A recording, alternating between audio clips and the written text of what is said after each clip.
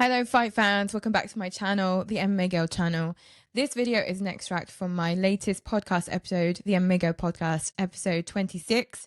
So check out the rest of the episode, link down below. This is the clip where we're talking about, of course, Charles Oliveira versus Mateusz Gamrot and all of the action at UFC RIO. Let's go. So UFC RIO went down this weekend. And honestly, I was so happy with my picks because, of course, I picked most of the right winners apart from the Ramos fight. Ricardo Ramos, of course, lost his battle against Genghis Khan Ofli, who won via first round submission, which was insane because he was standing up. Ricardo Ramos was standing up and he was submitted via rear naked choke, but standing up.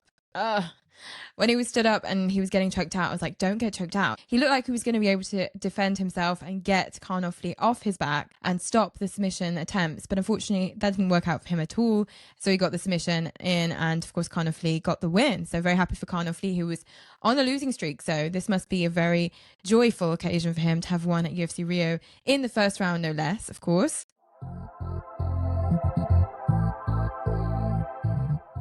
Let's go back to the prelim fights because we had some great finishes on the prelims fights as well. The first fight, Luan Lacerda got the win via submission in the second round of his fight. Crazy fight. Loved seeing Samuel Oliveira and Luan Lacerda fight. That was insane. Julia Polestri, oh my goodness. Wasn't that insane? Of course, she won her fight via third round KO over her opponent, Carolina Kawa. Now, Carolina was putting up a really good fight. She was obviously two rounds down after the first and second rounds. Her team, of course, her corner was saying, you need to do everything in your power to win this third round to get a finish here. And I think a finish for Carolina wouldn't have been impossible because she was landing some great lefts and rights. However, Polastri was just incredible, and she of course got the first bonus on this card, which was completely deserved. An amazing performance from Julia Polastri, who, despite being signed to the UFC for the last 3 or 4 years, has not fought that often in the UFC. So she has fought 3 times, I think, since she got signed to the UFC. So hopefully this fight at strawweight,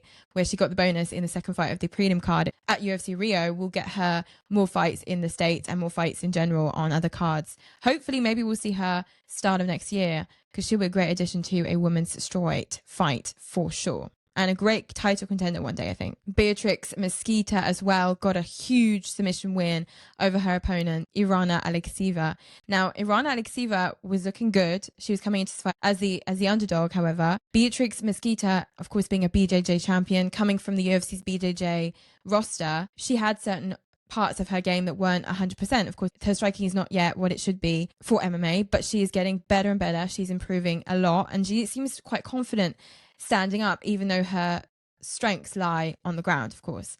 But she got the second round sub, which was, of course, very much expected. And I think at some point she could have got the TKO finish via ground and pound. So it was a great fight for Beatrix Mesquita. A great UFC debut as an MMA fighter, and she has a great future ahead of her. Another fight that I really enjoyed was, of course, Vita Petrino taking on Thomas Pettersson. Of course, Thomas Pettersson came in. Great ground game, however, from Thomas. He's a really good grappler. Vito Petrino obviously felt that quite a few times, but he was able to get that third round knockout, and it was beautiful. A clean knockout for Vito Petrino, and another great win, a second great win at heavyweight, and a great future for him at heavyweight as well. Jafo Filho got his first round submission over Clayton Carpenter. Beautiful submission from him. Love to see it. And in the last fight of the prelims card, of course, as I predicted correctly on my prediction video, Michael Aswell got the win. He got the first round KO over Lucas Almeida. Of course, Almeida was injured. I'll insert a picture here if I can find one. His hand at ceremony weigh-ins was noticeably swollen. And of course, that's probably why, and I think that's probably why they had to move the fight down to the prelims card. Or is it because we had a fight cancelled on the prelims card? Maybe they wanted to move a fight down from the main card to the prelims card, so that the prelims card would be as long as it was programmed to be, and they just finished the main card a little bit earlier. Maybe that's why they moved this fight down to prelims. In any case, Michael Aswell got the first round KO, and beautiful. And he mentioned at the end of his fight that his teammate Joshua Van was getting a title shot in December, on the 6th of December, no less, for UFC 323. And he would love a fight as well on that card. So maybe we're seeing Michael Aswell come back as soon as possible. Of course, you get the first round KO. So why not come back in 2 months? He'll be fresh, he'll be ready. And he's a young, hungry fighter, so I don't see why not.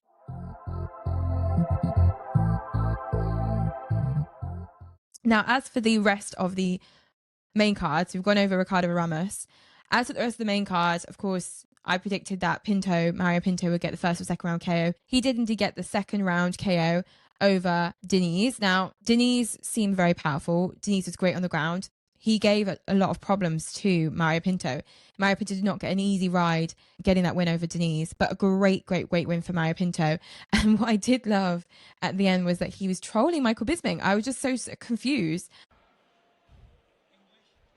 Sorry, brother, I don't speak English. Agradecer a todo o apoio. Eu estou aqui. I'm going to speak English now. Forgive my English.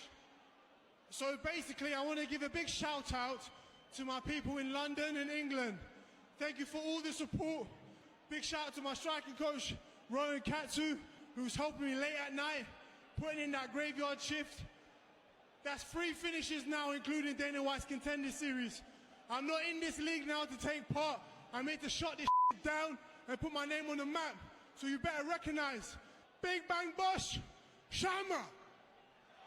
I personally hadn't seen any interviews from Mario Pinto yet. I should have done because he's from my neck of the woods in London. And when I heard him talking, originally, of course, in Portuguese and saying to Michael Bisping, I don't know how to speak English, Michael was obviously like, okay, then let the translator translate. But then, of course, afterwards, breaking into a proper London accent, I was just like, you... What a funny guy Mario Pinto is. I love him. But I just love that personality. He's now 11-0, and he's a real problem for the UFC's heavyweight division. Of course, it's a small, restricted division. There's not many people on the roster in heavyweight. So going up to the top 10 and finishing top 10 opponents may be a little easier for newcomers in the heavyweight division. But of course, going into that top 5 in the heavyweight division is going to be the hardest part for Mario. And I think he's on the right path to get into that top 5 and potentially get a fight against someone who's really dangerous in the top 5. And maybe one day we'll see London-born, Portugal-born, Lisbon-born Mario Pinto from London face off with Tom Aspinall. He's already trained with Tom Aspinall, so which is not a surprise because they're both in the UK. But obviously, that's something we're going to be seeing in the near future, not straight away. But Mario Pinto, congratulations on your win. I loved his fight, and I can't wait to see more from him.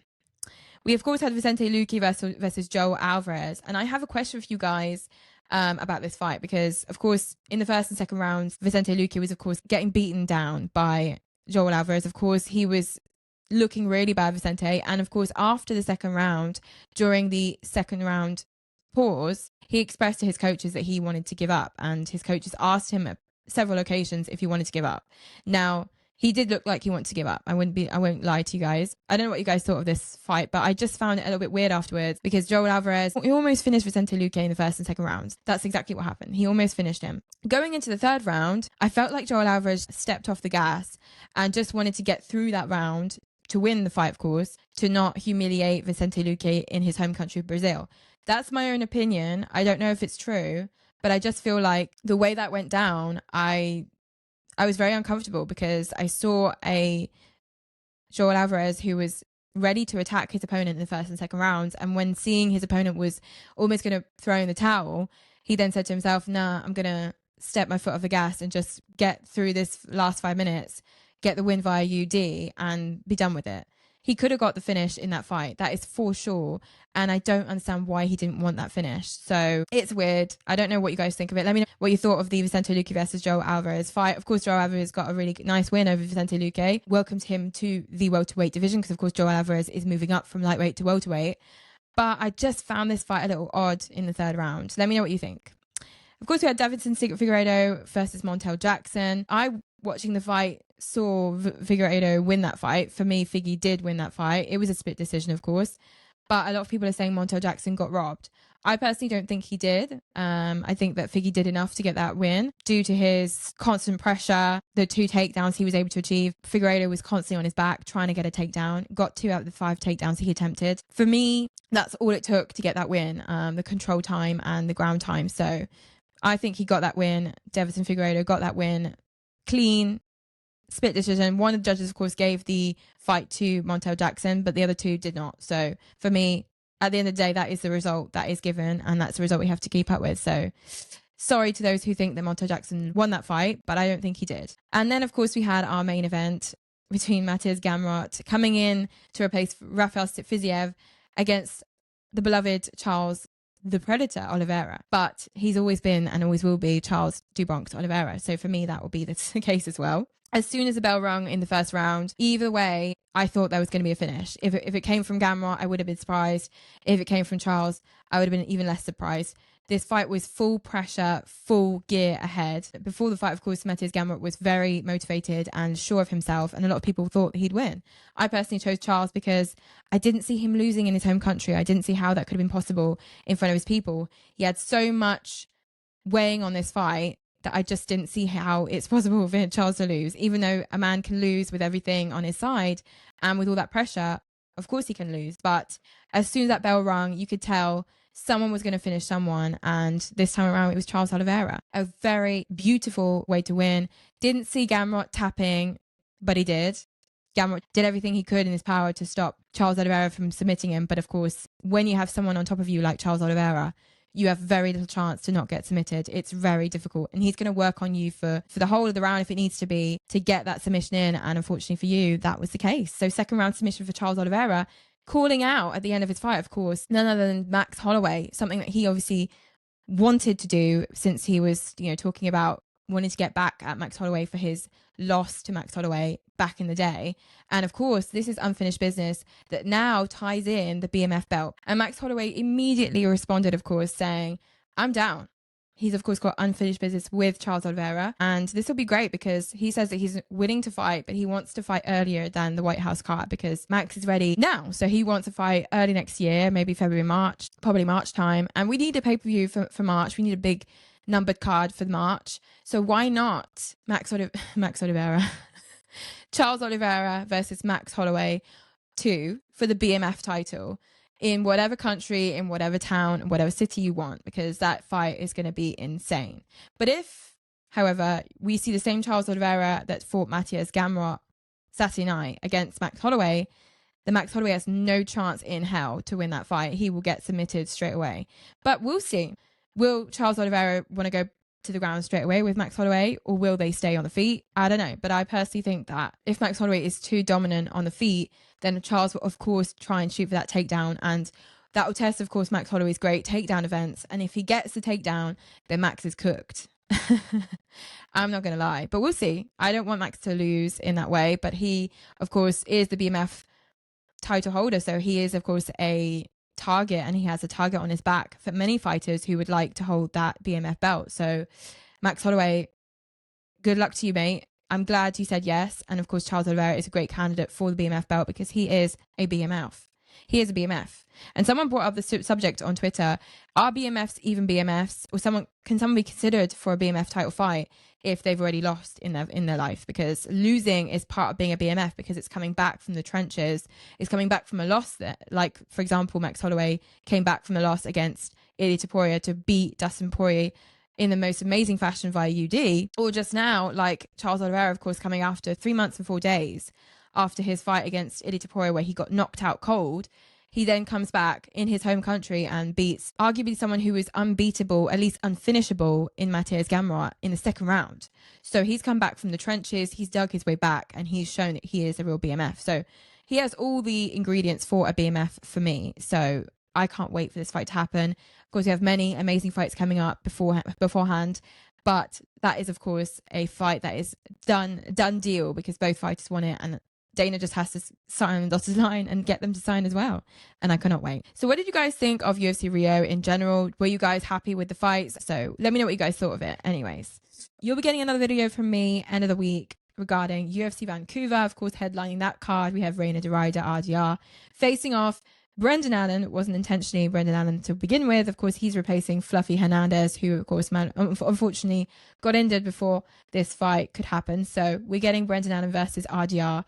in Vancouver this Saturday, and I'll be doing my predictions and breakdown for that later on this week. So stay tuned. Thank you very much for listening and watching. I'll see you guys later. Bye.